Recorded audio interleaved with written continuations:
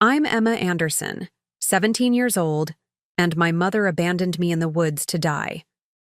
Standing there watching her walk away after saying, "You're nothing but a burden," broke something inside me I didn't know could break. What she didn't realize, while leaving her only daughter to the mercy of wilderness, was that someone had been watching from the shadows. This hidden witness would ensure my mother regretted her cruelty in ways neither of us could imagine. Before I share how this nightmare unfolded, let me know where you're watching from in the comments, and hit that like and subscribe button if you've ever felt betrayed by someone who should have protected you. Life before Mom left me to die wasn't perfect, but it wasn't a horror story either. We lived in Pinecrest, a forgotten dot on Michigan's rural map, where everyone knew everyone's business except what happened behind closed doors. Our mobile home sat at the edge of town, rusting and settling deeper into the earth with each passing season. Mom, Sarah Anderson, had been different once, before Dad's accident. I was 9 when his logging truck skidded on black ice and wrapped around a tree, killing him instantly. Mom clung to me at the funeral, promising we'd always have each other no matter what. For a while, she meant it. She worked double shifts at the local diner, kept food on the table, and even managed to stay present for school events. But grief followed her like a shadow, and eventually, she found comfort in cheap vodka hidden in water bottles. I learned to tell what kind of night it would be by the slight cloudiness of the liquid in her hand. Slowly, Mom's promises evaporated like morning mist. Her eyes developed a permanent glaze, and her words slurred together even when she was supposedly sober. Our refrigerator held more alcohol than food, and I started taking babysitting jobs just to buy school supplies and occasionally new clothes when mine became embarrassingly worn. Everything changed when Derek Hartman walked into the diner where Mom worked. He wore expensive clothes, drove a shiny black SUV, and called himself a business consultant. What business he consulted on remained conveniently vague. From the moment Mom brought him home, something about his smile never reached his eyes when he looked at me. "Your daughter is certainly present," he said that first night, as though my existence in my own home was an intrusion. Mom giggled, like a schoolgirl while I cleared the table, invisible yet somehow still in the way. Within weeks, Derek was staying over regularly. His expensive cologne contaminated our small space, and his opinions about everything from my clothes to my schoolwork filled every conversation.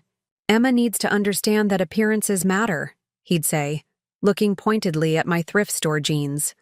Or, "College isn't necessary for everyone. Some people just don't have what it takes." Mom would nod along, her once protective instincts dissolved in whatever Derek poured into her glass. My only refuge became my friendship with Lily Chen, whose family lived in a small house nearby. With parents who worked long hours at their restaurant, Lily understood what it meant to be self-sufficient. We'd spend hours in the woods behind our houses, where I'd photograph everything from decaying leaves to the occasional deer. The camera had been Dad's, old and battered but still functional. Through its lens, I could make even ugly things beautiful, controllable. I started spending more time at school, volunteering for every club and activity that would keep me away from home. Until the last possible minute. My English teacher, Ms. Rivera, sometimes let me eat lunch in her classroom, asking no questions when I'd arrive with nothing but an apple or sometimes nothing at all. Meanwhile, the transformation at home accelerated. Mom claimed we couldn't afford to fix our leaking roof, yet she suddenly wore new jewelry and designer clothes. "Derek takes care of me," she'd say defensively when I questioned the disparity. "Maybe if you weren't such a financial drain, I could have nice things without feeling guilty." One night, I overheard them through the thin walls of our trailer. "The problem won't solve itself, Sarah," Derek said, his voice unnervingly calm. "She's almost 18, but that's still months away. Can we really wait that long?" Mom's response came after a long pause. "What exactly are you suggesting?" Something in her tone suggested she already knew the answer, but wanted him to say it aloud. "I'm suggesting we find a way to remove the burden," Start fresh. Just you and me. The way he said, remove the burden, sent ice through my veins. I wasn't. Just unwanted. I was being discussed like a piece of furniture they needed to dispose of. I kept my head down after that, trying to become even more invisible. But Derek's eyes followed me with calculated patience, like a predator waiting for the perfect moment to strike. Derek moved in officially 3 months after meeting Mom, bringing only a few expensive suitcases but immediately claiming ownership of our entire space.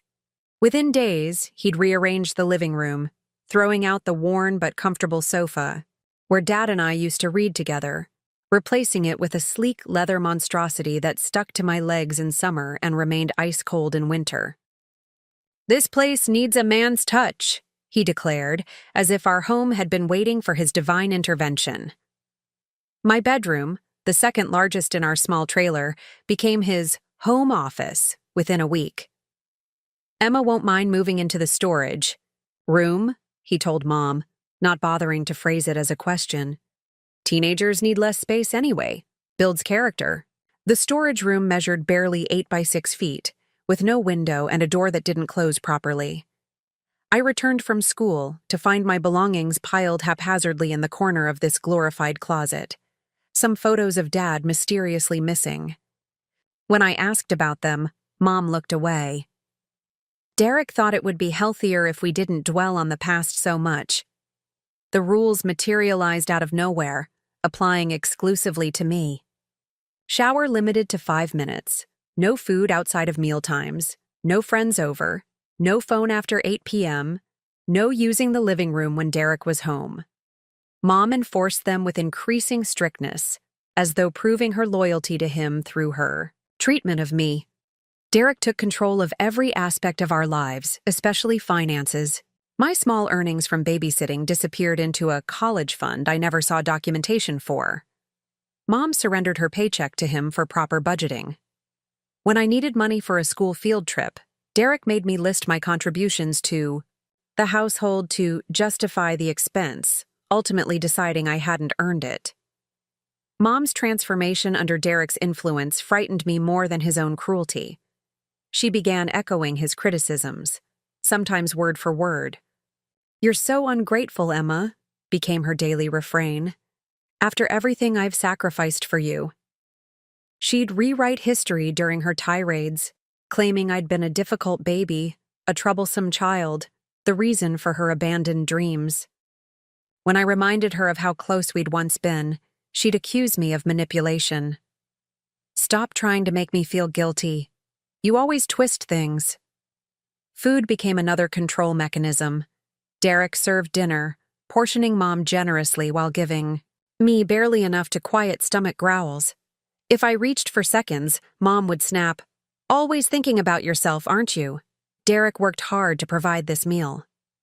Some nights I'd find the refrigerator locked with a new padlock, Derek claiming it was to prevent midnight snacking that would ruin my figure.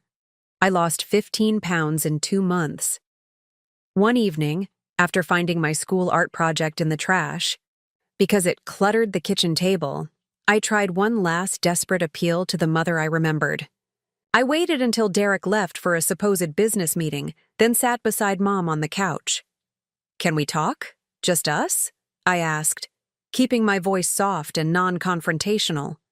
Her eyes darted toward the door as if Derek might burst in, but she nodded, slightly.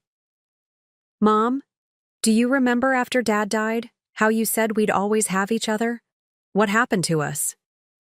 I reached for her hand, but she pulled away.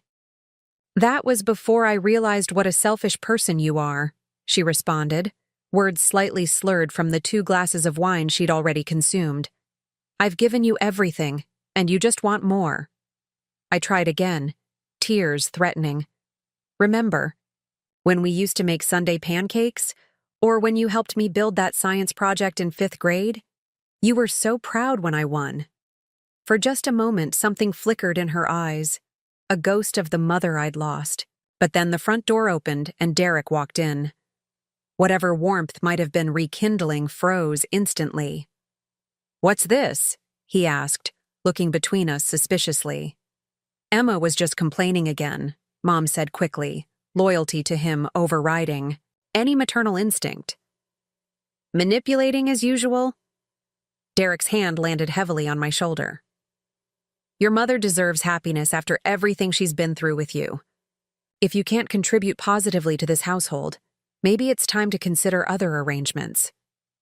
The threat hung in the air, undefined but palpable. I pulled away and retreated to my closet room, shaking. Throughout these increasingly tense months, I'd occasionally noticed our elderly neighbor, Elijah Monroe, watching our house from his porch. A retired journalist in his 70s, he lived alone in a small but meticulously maintained house across the street. Derek referred to him contemptuously as the nosy old man, instructing me never to speak with him. Naturally, this made me curious. Occasionally, when retrieving the mail, I'd catch Elijah's eye, and he'd offer a small nod of acknowledgement. One day, when Derek and Mom were out, Elijah approached me as I sat on our steps, photographing a spider web. "That's quite an eye you have," he commented, gesturing to my camera. He seemed careful to maintain a respectful distance, hands visible in the pockets of his cardigan. Photojournalists learn to notice details others miss. I lowered the camera, uncertain how to respond to this unexpected conversation. "Thanks. It was my dad's." Elijah nodded, his eyes kind but evaluating. After a moment of silence, he asked simply, "Are you okay, Emma?" The directness of the question caught me off guard. Before I could formulate a safe answer, Derek's car turned the corner, and I quickly stood. "I have to go," I said, hurrying inside. But the question lingered, someone finally seeing what happened behind our closed doors. The first hint of Derek's true plan came on a Tuesday afternoon in early October. I'd come home early after a chemistry lab was canceled, moving quietly through the house out of habit. Their voices drifted from the bedroom, intense and hushed. "The camping trip is perfect," Derek was saying. "Remote enough that no one will ask questions. We go in as 3, come out as 2. Simple." The casual way he outlined whatever he was proposing chilled me. I crept closer to the partially open door. "But what if someone sees us at the trailhead?" Mom asked, her voice betraying nervousness rather than opposition. "What if she tells someone where we're going?" Derek's laugh was soft and confident. "Who would she tell? She has no friends. And we'll pick a spot where the rangers don't regularly patrol. Trust me, Sarah, I've thought this through. By the time anyone realizes the problem is gone, we'll be established somewhere new. The inheritance from your parents' house will set us up nicely. My grandparents' house had been left to Mom in trust for both of us. Derek had been pressuring her to sell it for months." "Won't people look for her?" Mom asked, still hesitant. "A 17-year-old girl?" "Runaways happen all the time," Derek replied dismissively. "Especially troubled ones from broken homes. We'll report her missing after a suitable delay, play the devastated parents. Then, after an appropriate mourning period, we move on, free of the burden." I backed away silently, mind racing. They were planning something during a camping trip, something that ended with me gone and them using my grandparents' inheritance. The casual reference to the burden left little doubt about who they meant. Panic rose in my throat, but I forced it down. I needed to think strategically. The school counselor would have been my first choice for help, but Ms. Patel was on maternity leave. Going to the police seemed logical, but with what evidence? A partially overheard conversation? In our small town, where Derek had already cultivated an image as a successful businessman dating the poor widow, my word against theirs would get nowhere. I spent that night creating contingency plans. I emptied my school backpack and refilled it with essentials: a spare sweatshirt, my tattered copy of the Wilderness Survival Guide Dad had given me, a small first aid kit I'd assembled from dollar store supplies, and the $43 I'd hidden inside my pillowcase. I found Mom's old phone in a drawer, no longer active for calls but with a working camera and half-battery life. The next morning, I wrote a note to Lily explaining my suspicions and the overheard conversation, sealing it in an envelope with instructions to open it if I didn't contact her by Friday. I casually mentioned during lunch that we were going camping, making sure others overheard. Small precautions, probably insufficient, but better than nothing. On Thursday evening, Derek announced the surprise camping trip with exaggerated enthusiasm. "Thought we could use some family bonding time," he said, smiling in a way that didn't reach his eyes. "Just the three of us, getting back to nature." Mom nodded along, avoiding my gaze. "It'll be fun," she added weakly, "like a fresh start." The double meaning in her words wasn't lost on me. I pretended excitement, asking questions about where we were going and what we would do, memorizing every detail they provided, noting what they avoided answering. The drive the next day took us far outside our usual range, deep into the northern Michigan wilderness. Derek chose a winding route that seemed deliberately confusing, eventually parking at an unmarked clearing that barely qualified as a trailhead. No registration box, no trail map, no other vehicles in sight. The isolation was clearly intentional. "Perfect spot," Derek announced, surveying the dense forest with satisfaction. "Very peaceful." Mom emerged from the car, arms wrapped around herself despite the warm September afternoon. She carried a small backpack that couldn't possibly contain enough supplies for actual camping. Derek shouldered a larger pack and handed me a heavy one that I recognized as containing our tent and cooking equipment. "You can manage this, right? You're always talking about being independent." The implication was clear. I was being set up to carry most of their equipment into the woods, equipment they had no intention of using. As we hiked deeper into the forest, I mentally mapped our route, using my phone's camera to discreetly photograph distinctive trees, unusual rock formations, and trail markers whenever possible. Derek led us increasingly away from the main trail, following game paths and eventually no path at all. The further we went, the more animated he became, pointing out birds and plants with the enthusiasm of a man whose plans were coming together perfectly. Mom grew quieter with each step, jumping at every snapping twig. By late afternoon, we had hiked nearly 7 miles by my estimation, far from any marked trail, in terrain that all looked frustratingly similar to my untrained eye. My growing sense of dread felt like a physical weight, heavier than the pack digging into my shoulders. I tried desperately to memorize landmarks, to leave subtle signs of our passage that wouldn't be noticed by them, but might help me later. The sun was beginning its descent when Derek finally stopped in a small clearing. "This looks like a good spot to make camp," he announced, dropping his pack and stretching elaborately. "Sarah, why don't you and Emma start setting up while I go back to get the cooler I left in the car?" Mom nodded mutely, avoiding my eyes. We both knew there was no forgotten cooler. "It's getting dark soon," I pointed out, trying to keep my voice steady. "Shouldn't we all stick together?" Derek's smile tightened. "Afraid of the big bad woods, Emma? Don't worry, I won't be long. You two have some quality time together." With that parting comment, he set off back the way we'd come, moving with surprising speed for someone supposedly planning to return. As his footsteps faded, Mom and I stood in silence. She still wouldn't look at me, instead busying herself untying her shoelaces, retying them, adjusting her jacket, anything to avoid conversation. "He's not coming back, is he?" I finally asked. The sound of my voice seemed to break whatever remaining restraint held her together. Mom's face transformed as Derek's footsteps faded into silence, the nervous hesitation hardening into something cold and unfamiliar. "You always were too smart for your own good," she said, her voice stripped of any maternal warmth. "Too observant. Too questioning. Too everything." She paced the clearing like a caged animal, gesturing wildly. "Do you have any idea what it's been like raising you alone? The sacrifices I've made?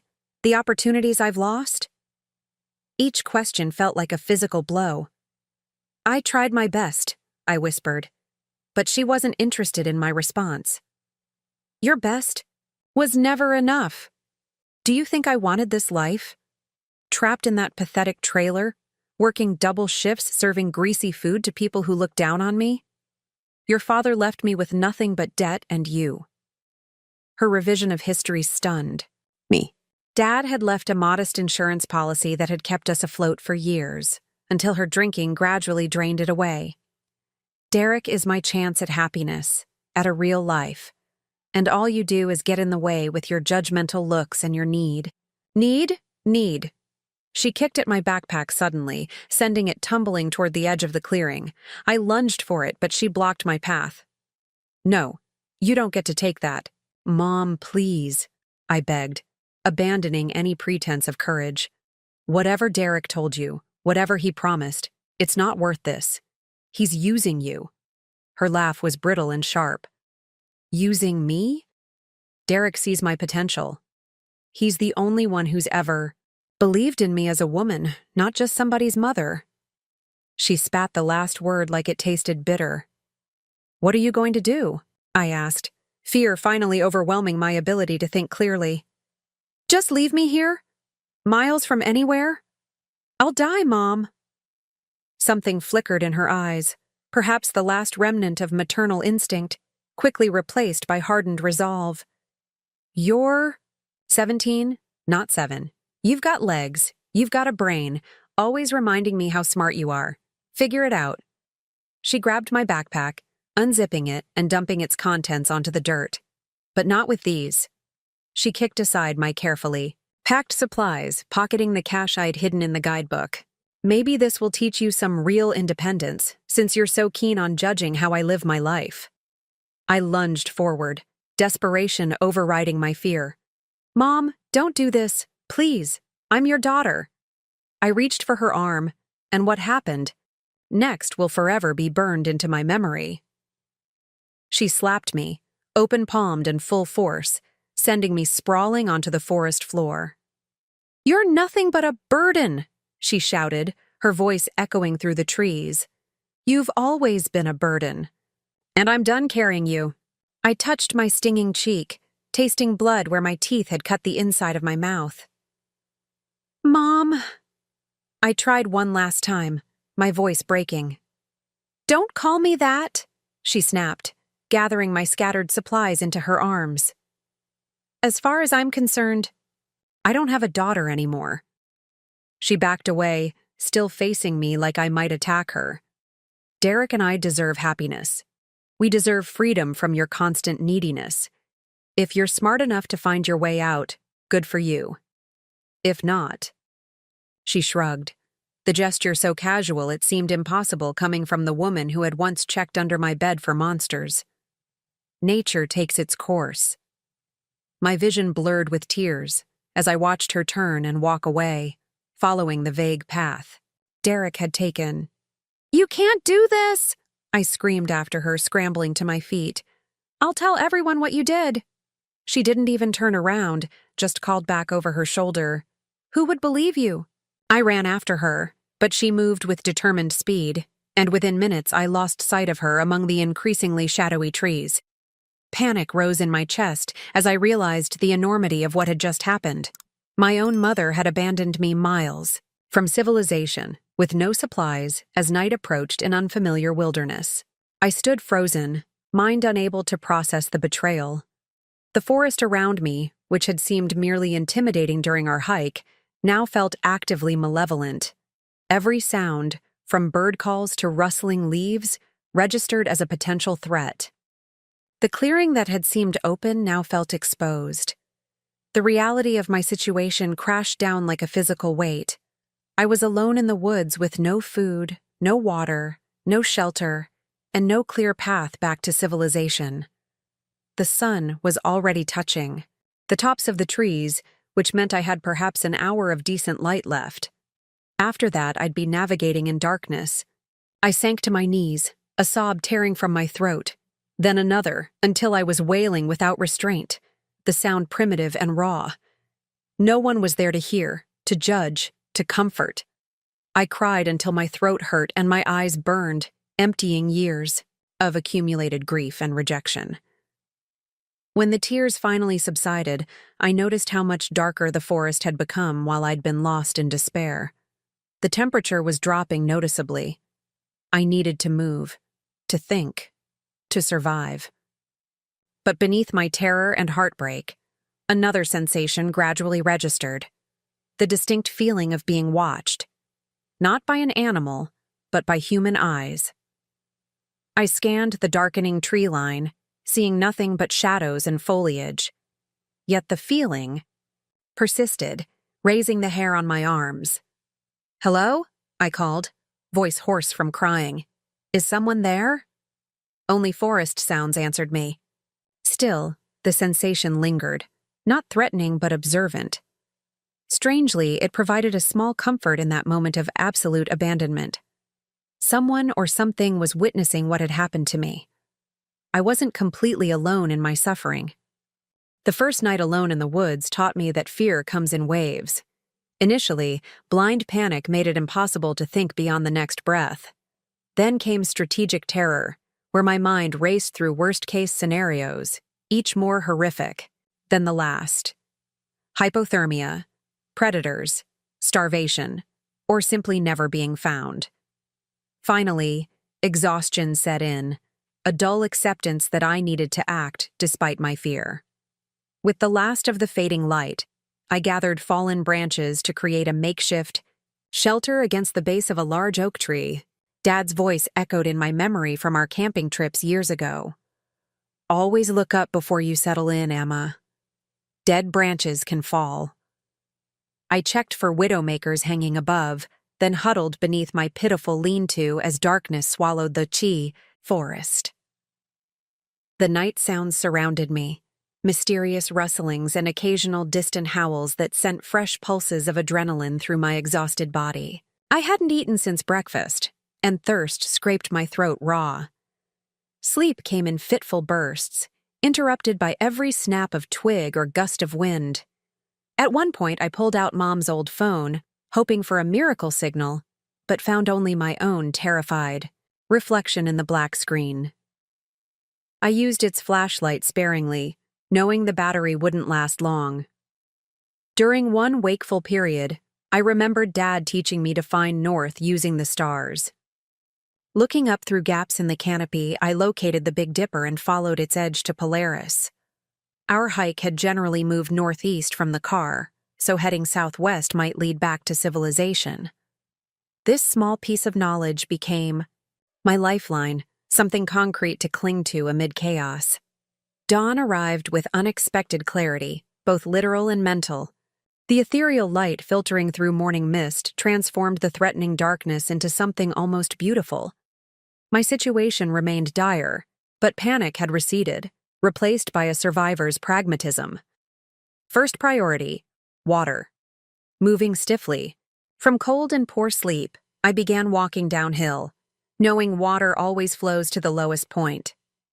After 20 minutes of careful navigation, I found a small stream gurgling over smooth stones. I hesitated, knowing untreated water carried risks, but dehydration was the more immediate threat.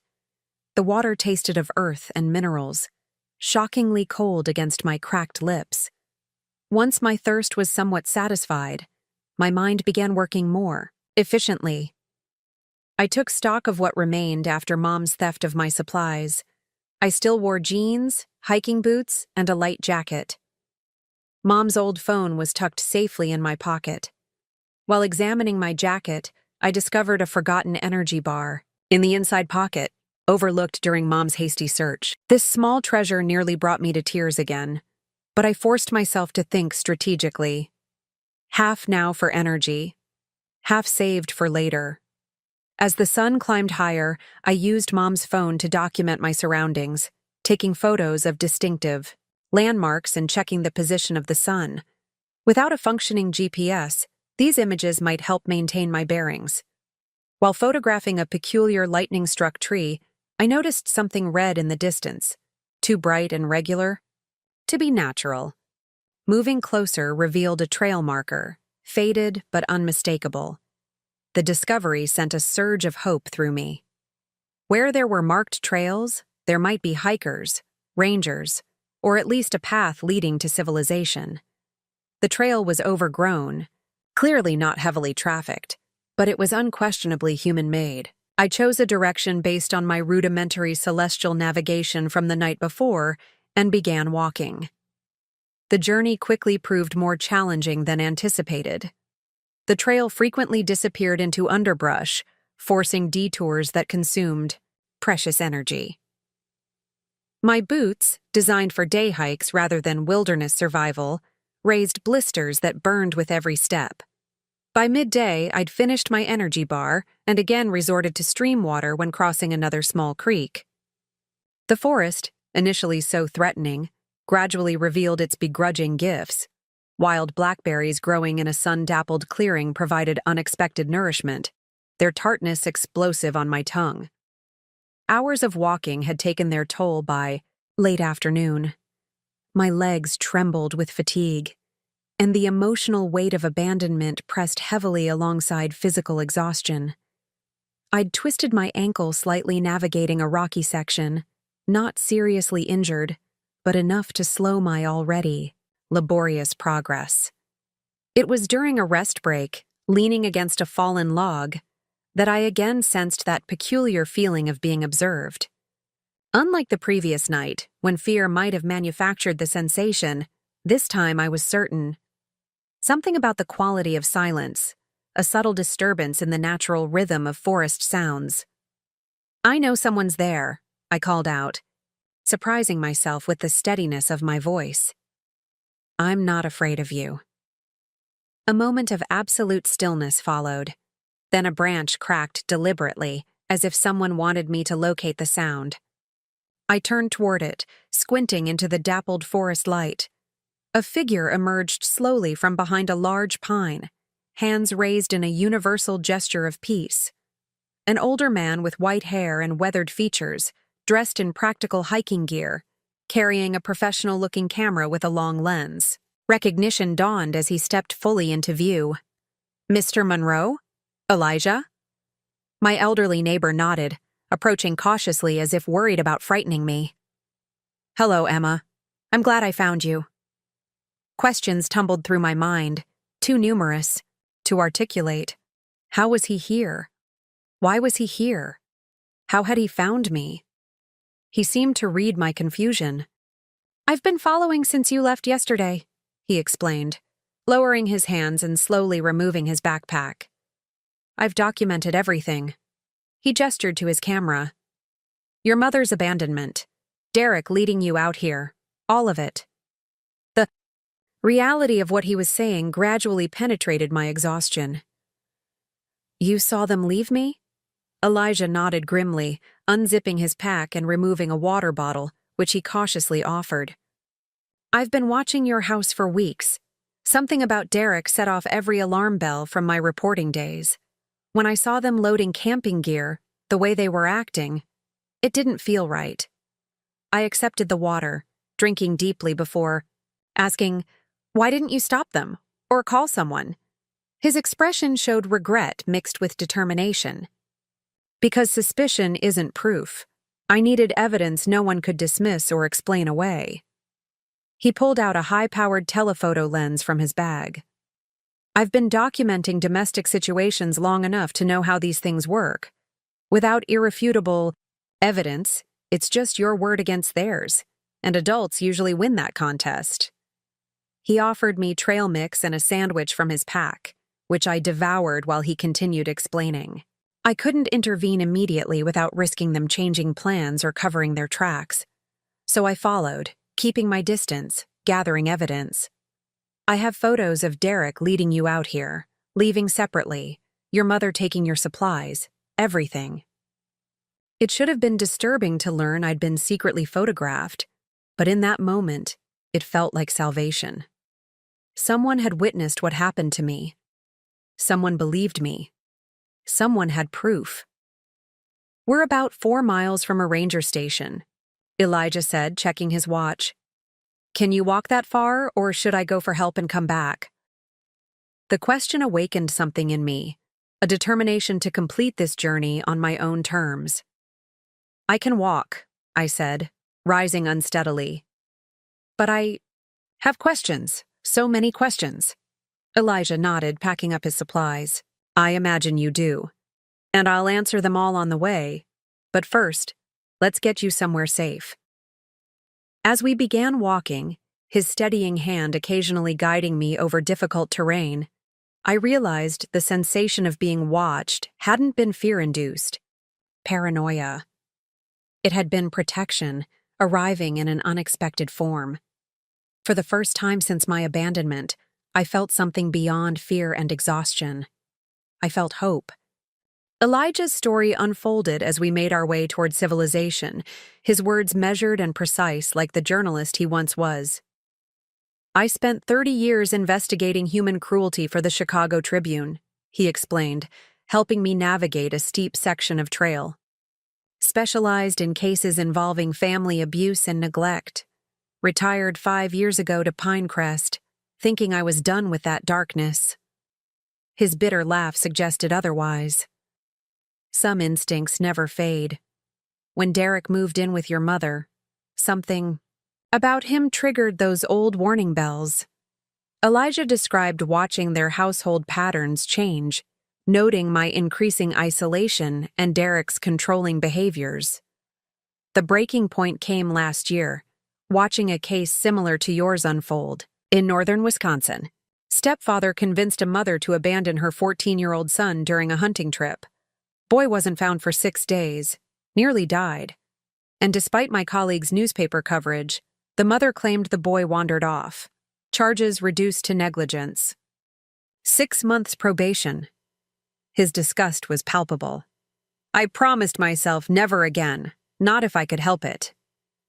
The ranger station appeared through the trees as sunset approached, a simple wooden structure with the promise of safety. Inside, the initial skepticism of the officers shifted dramatically when Elijah connected his camera to their computer. Photo after photo appeared, Derek leading us deep into unmarked territory, his departure without the promised cooler, my mother's confrontation, the dumping of my supplies, her slap captured in perfect, damning clarity, and finally, her deliberate abandonment. Jesus Christ, one ranger muttered, while another immediately radioed for medical assistance and police backup. You two found each other out there by pure luck? He asked, suspicious. Not luck, Elijah corrected firmly. I followed them from the beginning, keeping just enough distance to document everything without being seen. I approached Emma only after ensuring her mother and Derek had truly departed. The next hours passed in a blur of medical assessments, police statements, and social services interviews. They confirmed what my body already knew: moderate dehydration, exhaustion, minor injuries including the twisted ankle and facial bruising from Mom's slap. Someone brought me clean clothes, hot food, and endless water. Through it all, Elijah remained nearby, occasionally supplementing my fragmented account with his methodical documentation. A female detective with kind eyes but a no-nonsense demeanor took my full statement, recording every detail. We've located your mother and her boyfriend, she informed me after stepping out for a phone call. They reported you missing 3 hours ago, claiming you wandered off during the camping trip. They're at the main ranger station about 20 miles from here. My laugh sounded hollow, even to my own ears. Convenient timing. Indeed, she agreed, her expression grim. We'd like you to be present when we confront them with the evidence if you feel up to it. Sometimes seeing is believing for people like them. I agreed, surprising myself with the strength of my resolve. The journey to the main station took 30 minutes by police vehicle, during which I was placed in temporary emergency custody of the state. Elijah followed in his own car, his evidence now official police property. Nothing could have prepared me for the performance my mother and Derek had orchestrated. They sat in the station's waiting area, Mom's eyes red from what appeared to be genuine tears, Derek's arm protectively around her shoulders. When I walked in, flanked by officers, Mom leapt up with an Oscar-worthy cry of relief. Emma! Oh, thank God! She rushed forward as if to embrace me, only to be blocked by the female detective.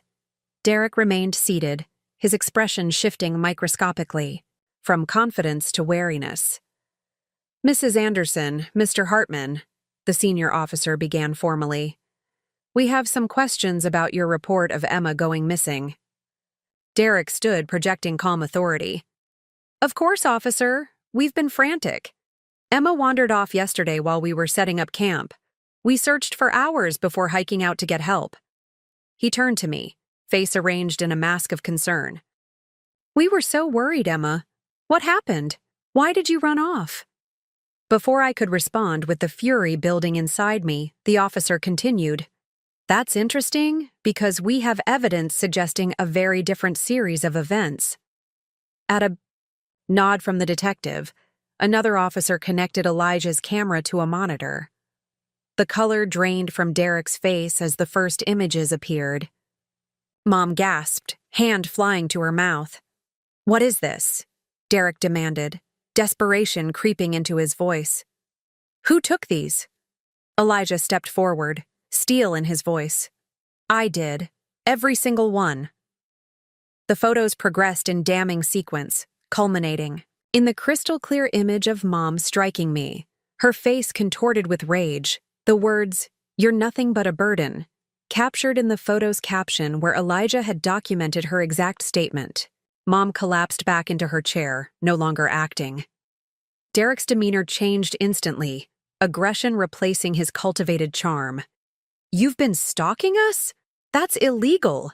These photos are an invasion of privacy." His attempt to seize control backfired spectacularly as the detective stepped forward. "Actually, Mr. Hartman, there's no expectation of privacy in public wilderness. What is illegal is child abandonment, endangerment, and assault." She turned to another officer. "Please place Mr. Hartman and Mrs. Anderson under arrest." As they were being handcuffed, Mom finally looked at me, really looked at me, for the first time since entering. No anger remained, just hollow shock and the first glimmer of comprehension about what she'd done. Derek continued blustering, threatening, lawsuits and claiming setup, until the officer read him his rights. A background check revealed what Elijah had suspected. Derek Hartman was actually Daniel Hoffman, with prior complaints for financial exploitation of vulnerable women in 3 different states. He'd never been convicted, always moving on before. Investigations concluded. More disturbingly, 2 previous girlfriends had teenage daughters who had allegedly run away after his arrival. These cases were now being reopened. As Derek was led away, still protesting his innocence, the story broke. Elijah's journalistic connections ensured the evidence reached a sympathetic reporter who treated the story with appropriate gravity rather than sensationalism. Local news covered it first, then regional outlets picked it up. Elijah's photographs, carefully edited to protect my privacy while still showing the abandonment, became powerful testimony. The community response was immediate and overwhelming. My English teacher, Ms. Rivera, organized a collection for essential items. Lily's family offered temporary housing, though state regulations required I remain in official foster care initially. Most surprisingly, people I barely knew from school reached out with messages of support, having never realized what was happening behind closed doors. Through it all, Elijah remained a steadfast presence, navigating media inquiries with professional skill, protecting me from exploitative coverage while ensuring the truth wasn't buried. "The story matters," he explained, "but your healing matters more." For the first time in years, I felt seen, not as a burden, but as someone worthy of protection and justice. The legal machinery moved with unexpected efficiency once Elijah's evidence entered the system. Mom and Derek were arraigned separately, her charges slightly less severe than his due to what the prosecutor called evidence of coercion and manipulation. Still, she faced counts of child abandonment, reckless endangerment, assault, and child abuse. Derek's charges included all of these plus conspiracy, fraud related to his false identity, and additional investigations into the disappearances of other teenagers.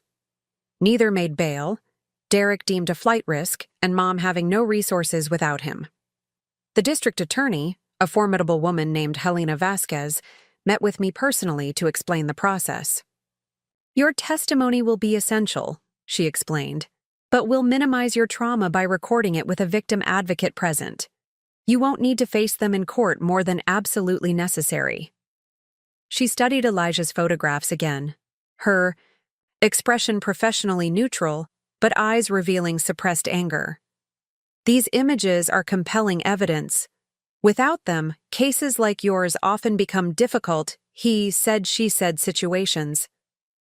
A temporary restraining order against both Mom and Derek provided legal reinforcement to the physical distance already maintained by their incarceration. I was placed with a foster family, the Parkers, who had experience with traumatized teens.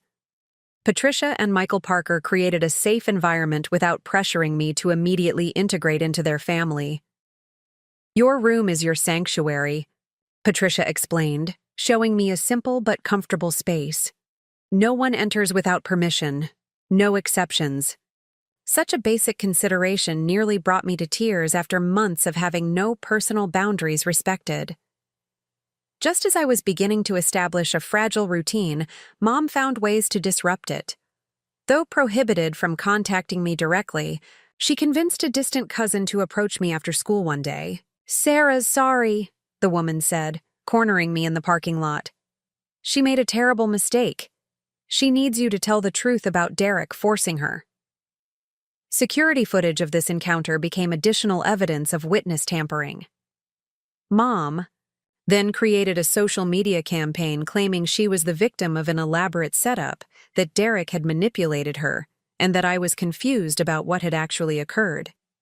The inconsistency was striking, simultaneously claiming I was confused while asking me to tell the truth.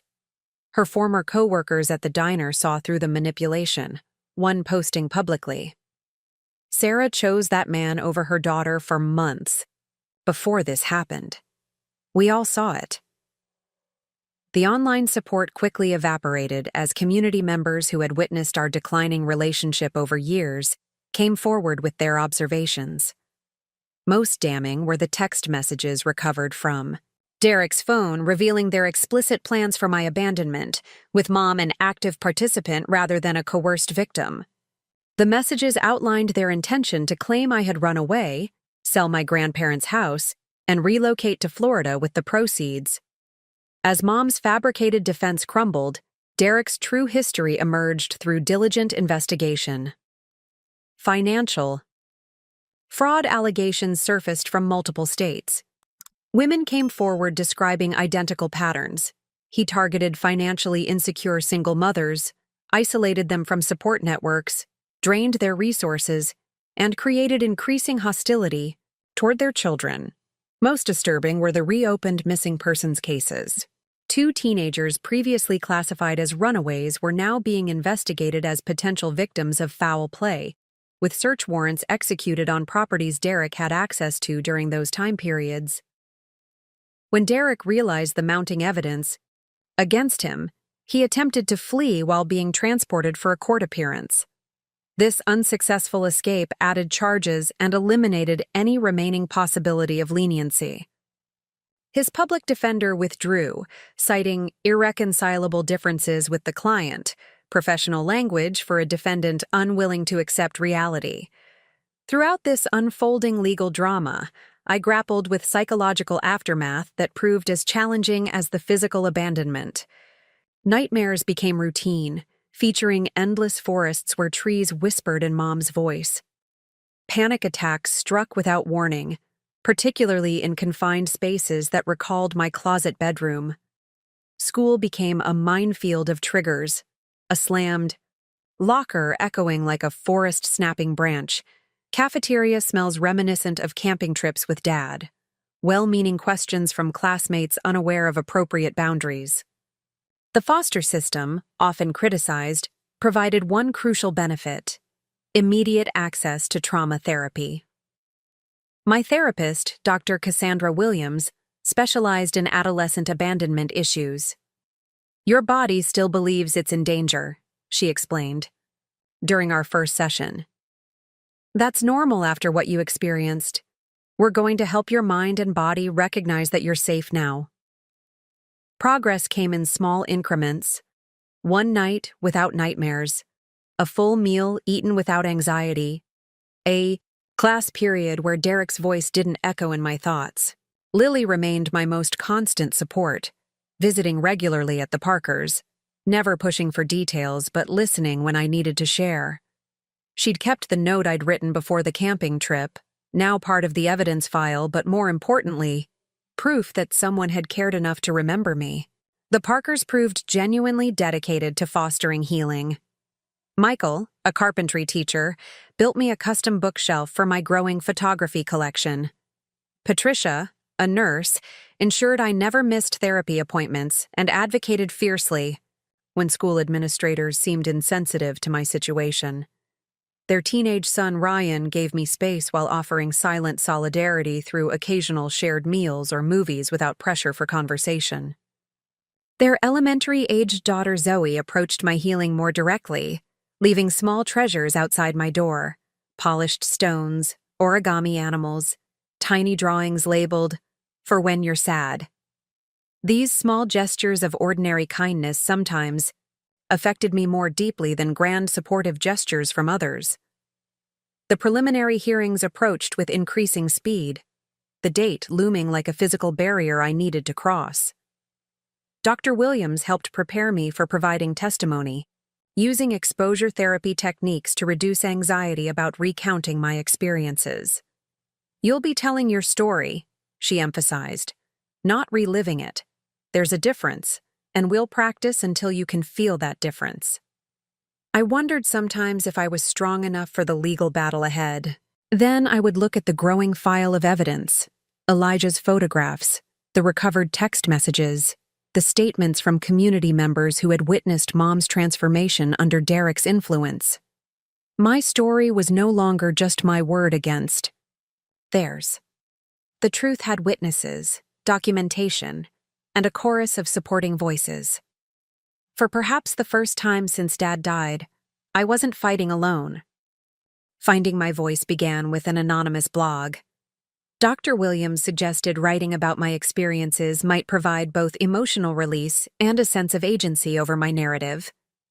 I created Abandoned Not Broken, carefully omitting identifying details due to the ongoing legal proceedings but authentically documenting my emotional journey. The first post took 3 hours to write, each word painfully extracted from the tangled mess of feelings inside me. I expected perhaps a handful of readers, mostly fellow trauma survivors. Within 2 weeks, the blog had thousands of followers. Comments flooded in from others who had experienced parental abandonment, creating an unexpected community of healing.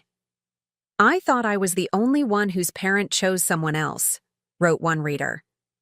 "Your words gave shape to feelings I couldn't express," shared another. This virtual chorus of understanding provided validation I hadn't realized I desperately needed. As the blog grew, I received messages from other teenagers in coercively controlling households, recognizing warning signs from my descriptions. 3 specifically mentioned my posts, helped them seek help before their situations escalated. The blog became more than personal therapy. It became a refuge for others walking similar paths. Meanwhile, the investigation into Derek's past uncovered disturbing patterns. 2 detectives from Wisconsin interviewed me about similarities between my abandonment and previous cases linked to him. I provided everything I could remember about his comments, behaviors, and specific phrases he used, which matched accounts from other victims with unsettling precision. "Your testimony helps establish his methodology," explained Detective Rivera. "We're building a case showing this wasn't impulsive but calculated, repeated behavior." The broader investigation led to renewed searches for Kayla Bennett, a 15-year-old who had supposedly run away 3 years earlier after her mother began dating Derek. The prosecutor linked me with Kayla's grandmother, who had never believed the runaway story. Our conversation, painful but necessary, revealed countless parallels between our experiences. You survived what Kayla might have faced, the elderly woman said, clutching my hand. Your voice speaks for her, too. This perspective transformed how I viewed my role in the proceedings, elevating it beyond personal justice to potential protection for others. The preliminary hearings arrived with media attention I hadn't anticipated. Elijah helped me navigate reporters' questions, teaching me phrases like, "I can't comment on ongoing legal matters," and the power of simply saying, "No further comments." Despite my attempts to maintain privacy, my story had struck a public nerve, highlighting the often invisible abuse that occurs within families. Court days brought unique challenges. The first time I entered the courtroom where Mom waited in custody, our eyes met briefly before she looked away. She appeared smaller somehow, her designer clothes replaced by standard jail attire, her previously styled hair flat and showing gray roots. Derek, seated separately with his new court-appointed attorney, maintained his arrogant posture but couldn't fully hide the desperation in his eyes as evidence mounted. My recorded testimony played on court monitors, my voice steady as I recounted, the abandonment in meticulous detail. Mom wept during certain portions, though I couldn't determine if her tears stemmed from remorse or self-pity. Derek remained stoic until the text messages were read aloud, including his casual reference to me as the burden and detailed plans for accessing my grandparents' inheritance once I was out of the picture. His facade crumbled visibly then, especially when his attorney's motion to suppress this evidence was firmly denied. The prosecution's case gained unstoppable momentum when Derek's previous girlfriends testified about identical patterns of isolation, control, and hostility toward their children. Their testimonies corroborated mine so precisely that the defense strategy pivoted from denying events to arguing diminished capacity and coercion, especially for Mom. But this approach collapsed when forensic analysis of her phone revealed she had researched legal consequences of abandoning teenager and how to report missing child weeks before the camping trip. The jury deliberation was surprisingly brief. Derek's guilty verdict came first, on all counts with additional charges, still pending in other jurisdictions. Mom's verdict followed. Guilty on child abandonment, endangerment, and assault, with a single lesser charge reduced due to evidence of Derek's psychological manipulation. The courtroom remained silent as verdicts were read, erupting in murmurs, only after proceedings concluded. I sat motionless, Dr. Williams beside me, struggling to process the strange emptiness that followed justice. "It's common to feel anticlimactic," she whispered. "Verdicts don't automatically heal wounds." Outside the courthouse, Elijah shielded me from photographers while Patricia guided me to their waiting car. That evening, surrounded by the Parkers' quiet support, I published a new blog post titled "Justice Without Closure," attempting to articulate the complex emotions of winning a legal battle, while still mourning the mother I had lost long before the abandonment. The post went viral overnight.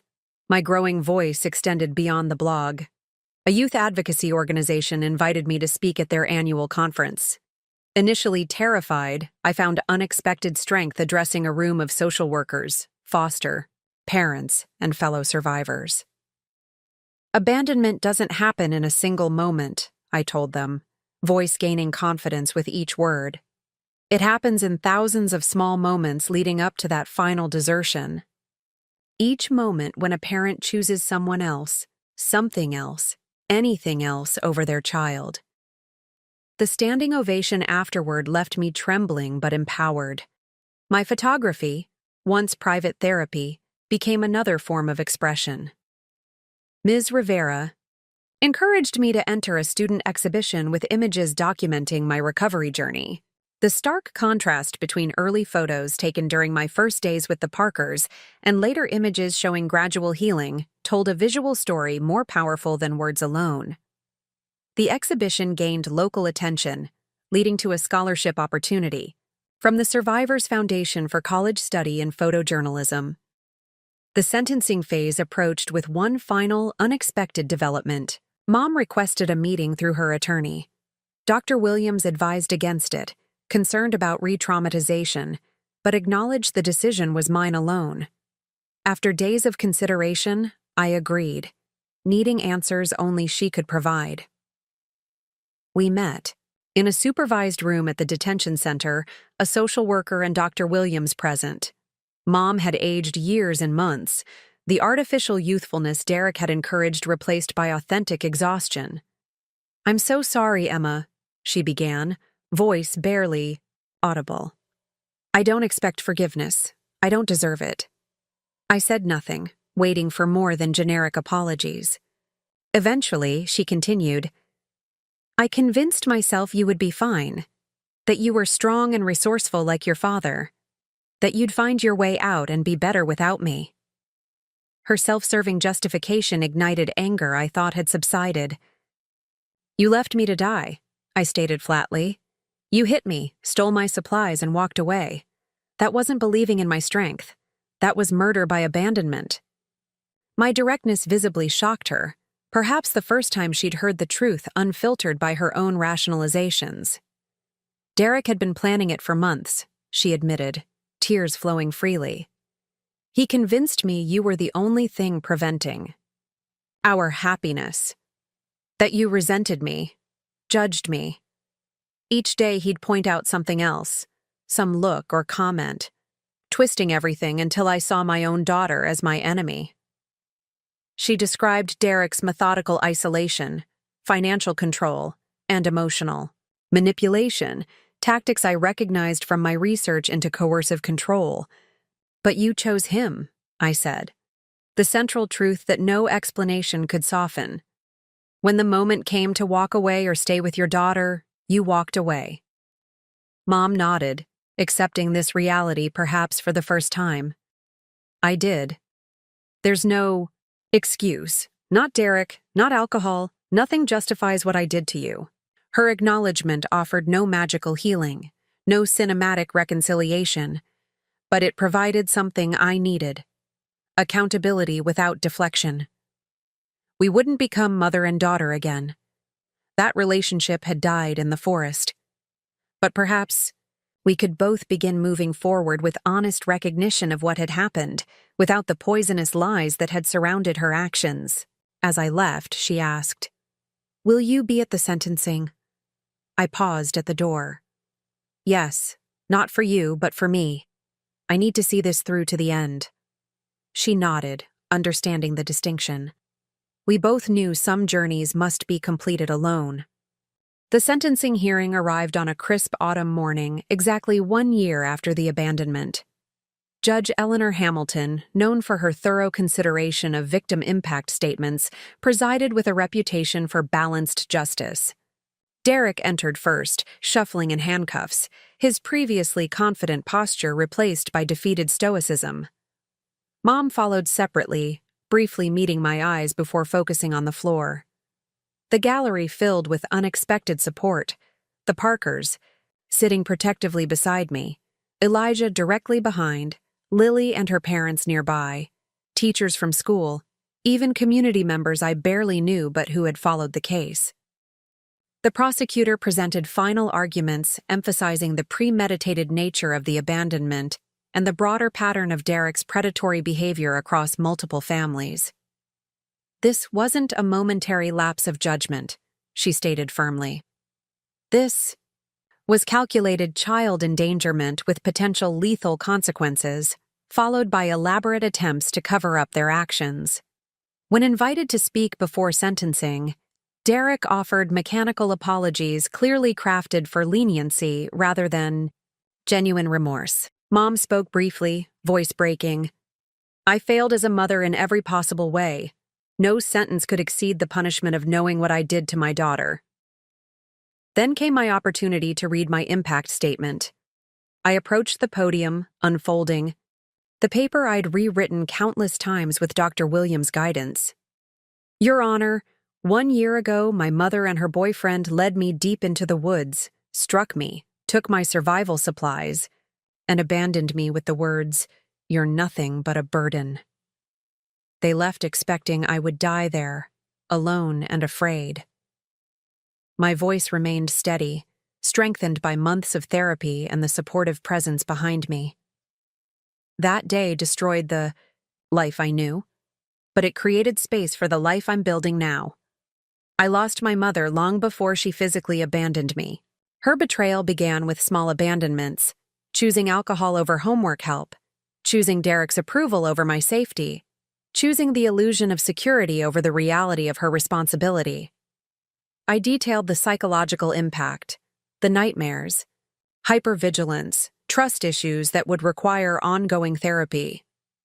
These aren't wounds that heal completely, Your Honor. They're wounds I'm learning to carry while still moving forward.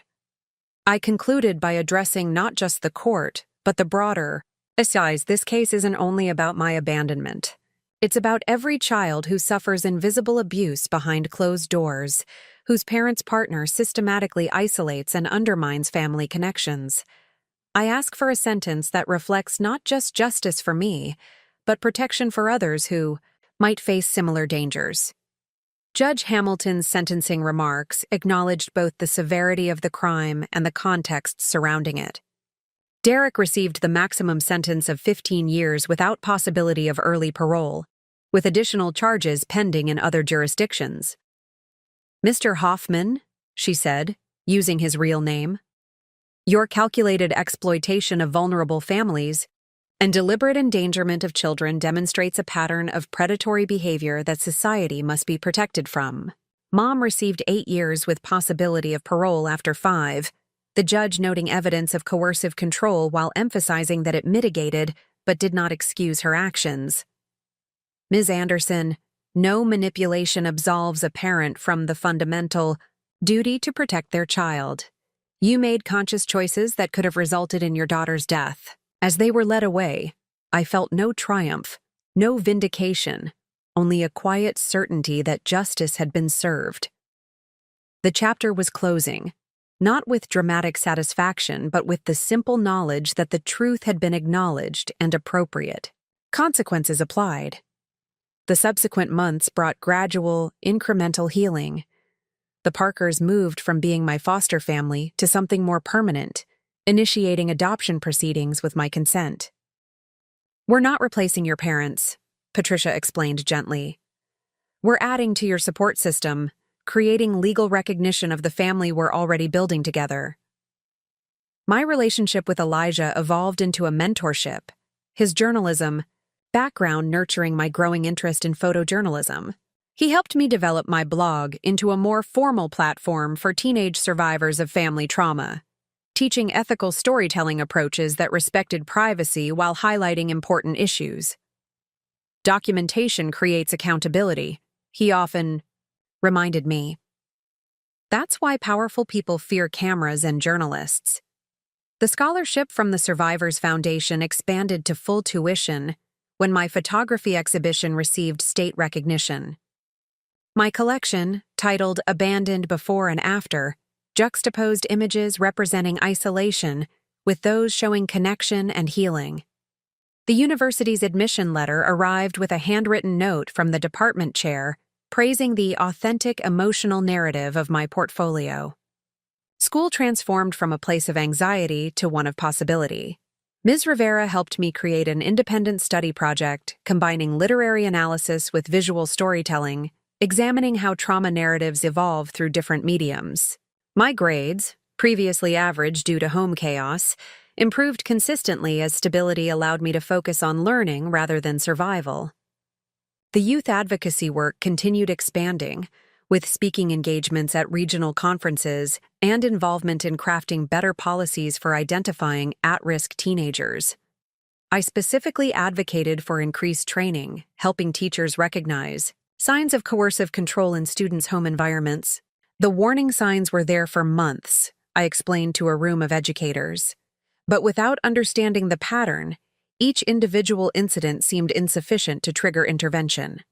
Perhaps most significant was my internal healing journey. Dr. Williams guided me through processing not just the abandonment, but the years of incremental rejection leading to it. Grief isn't just about what happened in those woods, she explained during one breakthrough session. It's about mourning the mother you needed but never truly had. This reframing helped me understand my complicated emotions. Anger alongside mourning, relief mixed with loss. Through this work, I gradually developed what Dr. Williams called compassionate detachment, understanding Mom's actions within the context of her weaknesses without accepting them as inevitable or excusable. Your mother made choices, she emphasized. Understanding the pressures influencing those choices doesn't negate her responsibility for making them.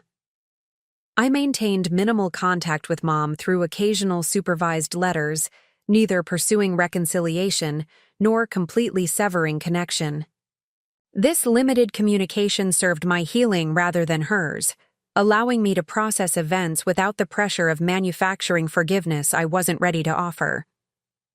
On the anniversary of my rescue, I visited the forest with Elijah and the Parkers, retracing parts of the trail under vastly different circumstances. Standing in dappled sunlight near where I'd spent that first terrified night, I found perspective that had previously eluded me.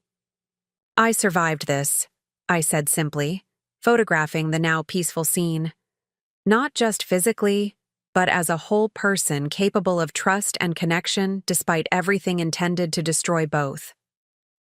Patricia squeezed my shoulder wordlessly, understanding the significance of the moment. Life continued reconstructing itself around new supports rather than old wounds. College acceptance, the Parkers' adoption proceeding, my growing platform for advocacy, Lily's steadfast friendship, and Elijah's mentorship formed the foundation for whatever came next. The path forward wasn't without challenges. Trauma leaves lasting imprints that require ongoing attention. But I'd discovered unexpected truth through this journey. Family isn't defined by blood or obligation, but by who remains present through our darkest moments. Sometimes guardians appear in unexpected forms, watching from shadows when we feel most abandoned, witnessing our suffering and ensuring we're not truly alone. In choosing to tell my story, I became my own guardian too, refusing to let shame or fear silence the truth of what happened and what I'd survived. I know many of you watching have faced your own versions of abandonment, moments when someone who should have protected you chose something or someone else instead. If that's your story too, I hope you'll share it in the comments below. Our collective voices create visibility for experiences often hidden behind closed doors. Don't forget to subscribe and hit the like button if this resonated with you. Maybe there's someone in your life who needs to hear they're not alone in what they've endured. Share this video with them. And remember, surviving abandonment isn't just about physical endurance. It's about preserving your capacity for trust and connection despite everything trying to destroy both. Thank you for witnessing my story, and may you find the witnesses you need for yours.